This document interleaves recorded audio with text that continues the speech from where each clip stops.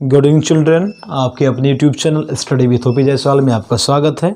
आज हम नए वीडियो ला रहे हैं आपके क्लास 10th के लिए।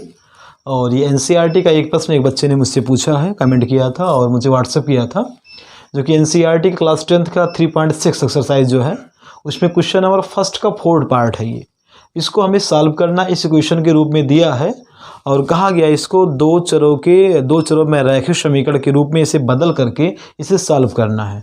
ठीक है, तो चलिए स्टार्ट करते हैं। इस टाइप के सवाल क्लास आपके 8th में भी दिए गए थे और यहाँ पर भी दिए गए हैं। इसको लगाने का 3 तरीका है, आपका प्रतिस्थापन विधि, विलोपन विधि और गुणनखंड विधि। तो जनरली इसको हम पहले दो चरों में रैखिक समीकरण के रूप में इसको हम रिप्रेजेंट करेंगे, बदलेंगे। तो यहाँ पे हम कुछ सिमिलरिटी देखते हैं, कुछ समानता है इन दोनों समीकरणों में कि दोनों के हर में, यानी जो इसके न्यूमरेटर है दोनों में केसों में ये पाया जा रहा है। दोनों में देखो सिमिलरिटी ये भी है, ये वाला इसके सेम है और ये वाला इसके सेम है। तो ऐसे केस में हम क्या करेंगे, जो फ्रैक्शन है, जो भिन्न है, इसको हटाने के लिए यहाँ पे हम कुछ मान लेते हैं। तो माना, हमने क्या माना, 1/1 लेंगे ताकि आपका जो बटा है वो खत्म हो जाए। 1/x - 1 बराबर हमने कह दिया u, तथा 1/y - 2 को कर दिया हमने v। तो ये हम मान करके आपका समीकरण और 1 और 2 जो बदल जाएगा।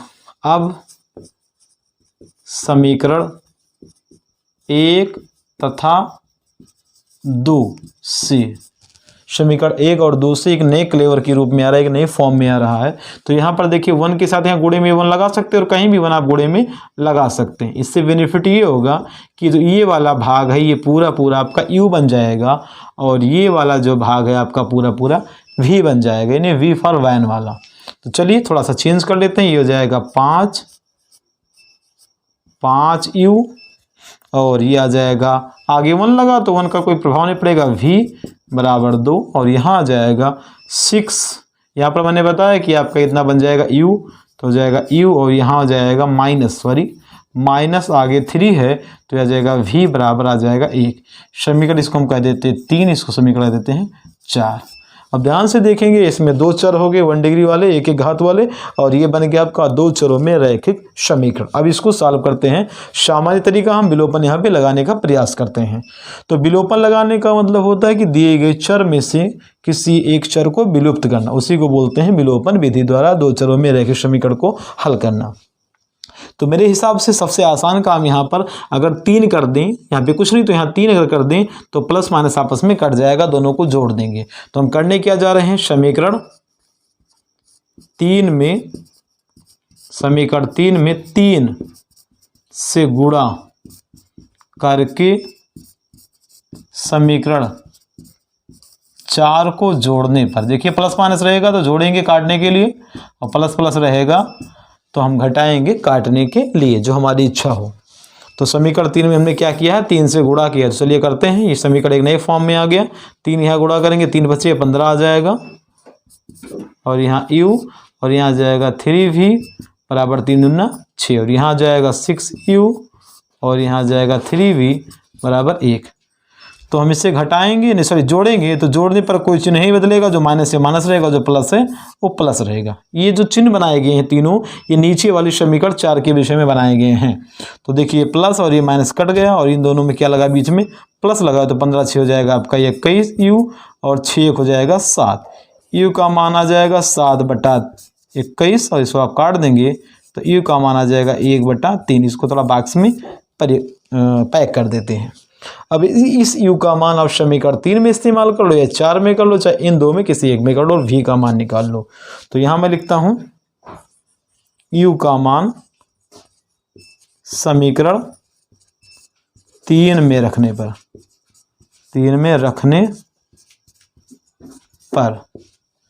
तो समीकरण 3 में हम रखते हैं u का मान, तो यहाँ आ जाएगा 5 और यहाँ बीच में जानते हो गुणा लगा होता है चर के बीच में, तो यहाँ आ जाएगा 1/3 और यहाँ आ जाएगा v और यहाँ आ जाएगा 1। v का मान निकालना तो v को रोक लेंगे और यहाँ 1, ये वाला भाग जब इधर जाएगा पक्षांतर के द्वारा तो ये प्लस है, माइनस हो जाएगा, ऊपर का गुणा ऊपर, नीचे कुछ है नहीं तो बटे में 1 लगा सकते हो, ऊपर का ऊपर गुणा और नीचे का नीचे। ये तो 5 1 5 3 1 3। तो उसके बाद देखिए ये भिन्न है, भिन्न नहीं तो बटे में 1 लगा लीजिए और आपस में इसको घटा लीजिए। चलिए हम लोग तिरछा गुणा कर लेते हैं, सबसे आसान तरीका। 3 एक्कम 3 और यहाँ 5 एक्कम 5 और बटे में 3 एक्कम 3। तो चलिए इसको हल करते हैं। आगे ध्यान से देखिएगा, यहाँ पर भी आ जाएगा आपका 3 में से 5 घटेगा तो माइनस आएगा, और 5 में से आपका 3 घटा देंगे, उत्तर में -2/3 आपका भी का मान आ गया। अब ये जो ई और भी है, इसी दोनों का इस्तेमाल करेंगे कहाँ पर, जहाँ हमने शुरुआत में क्या किया था, माना था, इसी में इस्तेमाल करके फिर से एक नया समीकरण बनाएंगे। तो चलिए, इसलिए आपका जो समीकरण जो हमने शुरुआत में आना तो वहाँ पे रखते हैं, चूँकि यू कितना था 1/x - 1, ये था यू आपका यहाँ पे, तो यू का मान रखेंगे, तथा भी कितना था 1/y - 2 था। जी हाँ, y - 2, तो यहाँ रख देंगे आप। तो u का मान कितना हमने लास्ट टाइम ज्ञात किया है 1/3, तो यहाँ रख देंगे, और यहाँ 1/x - 1, और यहाँ पे v का मान -2/3, और यहाँ पर आ जाएगा y - 2। तो चलिए यहाँ पे तिरछा गुणा करते हैं, क्योंकि यहाँ पे भिन्न है, फ्रैक्शन है, ठीक है। तो यहाँ पे x - 1 यहाँ आ जाएगा 3 एक्कम 3, और यहाँ आ जाएगा -2 के साथ y - 2, 2 पद रहेगा तो गुणा भाग में ब्रैकेट में लिखा जाएगा, ये आगे माइनस हो, 3 एक्कम 3, केवल तिरछा गुणा किया गया है।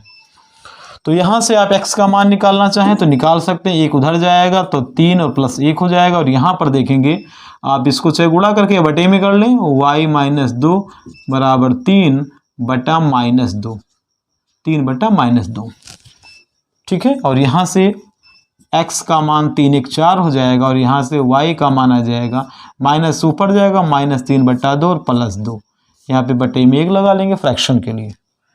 अब यहाँ पे अब लासा लेंगे तिरछा गुणा, तो -3 + 4 और यहाँ बटे में आ जाएगा 2। उसके बाद आप यहाँ पे पक्षांतर कर लेंगे, घटा लेंगे, 4 में 3 घटेगा 1, और यहाँ आ जाएगा 1/2, x का मान पहले से कितना आया है 4। तो ये दोनों आपके हो जाएंगे उत्तर, और इसको लगाया गया है विलोपन विधि से। एक बच्चे ने हमको व्हाट्सएप किया था इसको सॉल्व करने के लिए, तो इसको ध्यान से देख लीजिएगा, कहीं कुछ प्रॉब्लम होगी तो कमेंट कीजिएगा, और आप इसको वीडियो को पुश करके या स्टॉप करके स्टेप बाय स्टेप देख लीजिए। आपको नोट करने की इच्छा हो तो अपनी कॉपी पर नोट कर सकते हैं। चलिए आगे बढ़ते हैं और आपको बताते हैं एक्सरसाइज आपका जो चल रहा था 7.3, यानी निर्देशांक ज्यामिति में पढ़ा रहे थे, तो उसकी बात करते हैं। एक विशेष सूचना आपके लिए, अक्सर आप लोग देखते हैं कि जब भी आप वीडियो देखते हैं तो 1-2 मिनट आप देखकर छोड़ देते हैं। मैथमेटिक्स ऐसा टॉपिक होता है जिसमें केवल 2 लाइन देखने पर या 1 मिनट देखने पर मैथमेटिक्स आपको समझ में नहीं आएगी। यदि आपको मैथ समझना है, प्रैक्टिस करना है, तो वीडियो को पूरा आपको देखना पड़ेगा। जब आप पूरा वीडियो देखेंगे तभी आप समस्त मैथमेटिक्स के जो पार्ट्स होते हैं, जो हिस्से होते हैं क्वेश्चन के, सोल्यूशन के, उसको आप समझ पाएंगे। तो जब भी आप मैथमेटिक्स के वीडियो देखें तो आप पूरा वीडियो देखें और शुरू से लेकर अंत तक देखें, स्टेप बाय स्टेप देखें, और कॉपी और कलम लेकर बैठें। जो स्टेप आपको नोट करना हो आप नोट कर सकते हैं, तरीका नोट कर सकते हैं, और फार्मूले को भी नोट कर सकते हैं जो आपने पूछा है।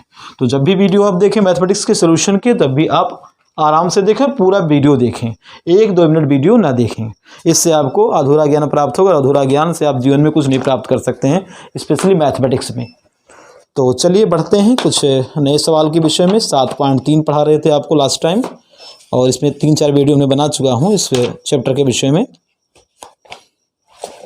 तो आगे बढ़ते हैं। दूरी का सूत्र हो चुका है, विभाजन का सूत्र हो चुका है, मध्यबिंदु का सूत्र हो चुका है, केंद्र का सूत्र बता चुका हूँ, अंतः विभाजन, बाह्य विभाजन, ये सब मैंने बता दिया है। 7.3 में हमने संरेख के विषय में चर्चा किया है, त्रिभुज के क्षेत्रफल के विषय में चर्चा की है, चतुर्भुज के क्षेत्रफल के विषय में चर्चा की है, और उसी के माध्यम से मैंने आपको बताया था कि अगर पंचभुज दिया हो, षटभुज दिया हो, इस तरह की भुजा वाली कोई बंधाकृति हो, तो उसका क्षेत्रफल किसी त्रिभुज के किसी निर्देशांक ज्यामिति में उसके शीर्षों की सहायता से निकाला जा सकता है। तो चलिए, लास्ट टाइम हमने बात किया था क्वेश्चन नंबर 15 के बारे में, 16 के बारे में कहा था कि सिद्ध कीजिए कि निम्नलिखित 3 बिंदु संरेख है। तो संरेख की चर्चा हो चुकी है, मैंने कहा था कि आप लगाइएगा स्वतः, आपको बात समझ में आएगी, और कुछ प्रश्न हमने इसके संबंध में बताए थे। तो चलिए अब बात करते हैं, x वाला भी हमने लगाया था, x का मान ज्ञात कीजिए। अब यहाँ पे क्वेश्चन नंबर 18 की बात करता हूँ, और इसमें कुछ 16 का एक आध पार्ट लगा देता हूँ आपके लिए। तो 16 का मैं सेकंड पार्ट लगा देता हूँ। 7.3 आपका एक्सरसाइज है, 7.3। क्वेश्चन नंबर में लगाने जा रहा हूँ आपका 16 का सेकंड पार्ट लगा दे रहा हूँ। 16 का सेकंड पार्ट, ये राजीव प्रकाशन की बुक है, उसका सॉल्यूशन मैं दे रहा हूँ। आप किसी और पब्लिकेशन की बुक का स्टडी कर रहे हैं तो उससे कोई प्रॉब्लम नहीं। कॉन्सेप्ट, फार्मूला जो भी है मैथमेटिक्स में वो फिक्स रहता है, सभी में सेम रहता है, बस क्वेश्चन आगे पीछे रहते हैं, कुछ नए बदलाव मिल सकते हैं आपको सवाल लगाते समय, तो उससे कोई दिक्कत नहीं। मैथमेटिक्स की और कॉन्सेप्ट बेस्ड होता है, फार्मूला बेस्ड होता है, इन दोनों को आप सही से समझ लेंगे तो फिर किसी भी राइटर की बुक हो, किसी भी पब्लिकेशन की बुक हो, तो आप उसको आसानी से लगा सकते हैं। तो चलिए 16 का सेकंड पार्ट, इसमें लिखा है कि सिद्ध कीजिए कि निम्नलिखित तीन बिंदु संरेख हैं। तो इस बिंदुओं को लिख देते हैं ब्रैकेट में -5, 1 and second is that 5, 5 and third is 10, 7 and 10, 7। यहाँ पे संरेख सिद्ध करना है तो हम त्रिभुज का क्षेत्रफल का सूत्र लगाएंगे और त्रिभुज के क्षेत्रफल को अगर हम 0 ले आए तो लिख देंगे दिए गए तीन बिंदु क्या हैं, संरेख हैं। तो चलिए डेल्टा का इस्तेमाल करते हैं। डेल्टा का सूत्र हमने बताया था 1/2 ब्रैकेट में होता x1 आपका ये है, y1। तो यहाँ पे हल्का सा पुनः लिख दे रहा हूँ, आपको बहुत बार लिख चुका हूँ, मुझे उम्मीद है कि समझ में आया होगा। तो x1 का मान -5 ब्रैकेट में y2 - y3, तो y2 आपका 5 है और y3 आपका 7 है। फिर x2 है, x2 आपका 5 है और y3 - y1 हो चुका है, sorry y2 - y3, y3 - y1, तो y3 - y1 आपका 1 है और x3 का मान 10, y1 - y2। ये हमने ऐसे लिख दिया, इसको जैसा फार्मूला होता वैल्यू को रख दिया। तो -5 और 5 में से 7 घटेगा आपका -2 आएगा, +5, 7 में घटेगा आपका 6 आएगा, फिर 10, 1 में से 5 घटेगा तो -4। ये घटाने के तरीके होते, कम में से ज़्यादा घटेगा तो नेगेटिव आएगा। तो यह आ जाएगा आपका 10 और यह आ जाएगा आपका 30 और यह आ जाएगा -40, प्लस माइनस यहाँ पे आपका आएगा नेगेटिव। तो यहाँ पे क्या करते हैं, बोर्ड मास का नियम ये कहता है कि पॉजिटिव को पहले कर ले तो 30 40 हो जाएगा और -40 यहाँ पे 1/2 गुणे 0, यानी कुल मिला के आ गया 0। इसका मतलब ये हुआ कि दिए गए बिंदु क्या है, संरेख है। और ये आपको सिद्ध करना था कि दिया गया बिंदु संरेख है कि नहीं है, इसकी आपको जांच करनी, और जांच करने के बाद अगर संरेख है तो लिख देना दिए गए बिंदु संरेख, और क्या आपका हो गया, प्रूफ हो गया। तो चलिए एक प्रश्न और देखते हैं, क्वेश्चन नंबर 18।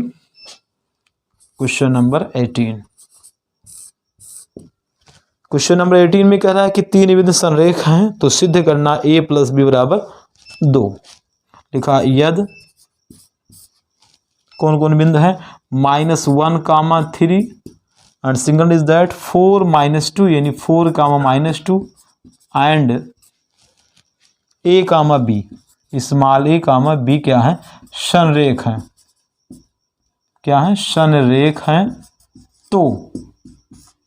तो आपको क्या करना है, a + b = आपको प्रूफ करना है, ये आपको प्रूफ करना है। तो संरेख का सिद्धांत का इस्तेमाल करेंगे क्योंकि यहाँ पे दिया हुआ है क्या है, संरेख है। तो यहाँ लिखेंगे चूंकि बिंदु संरेख है, बिंदु क्या है, संरेख है,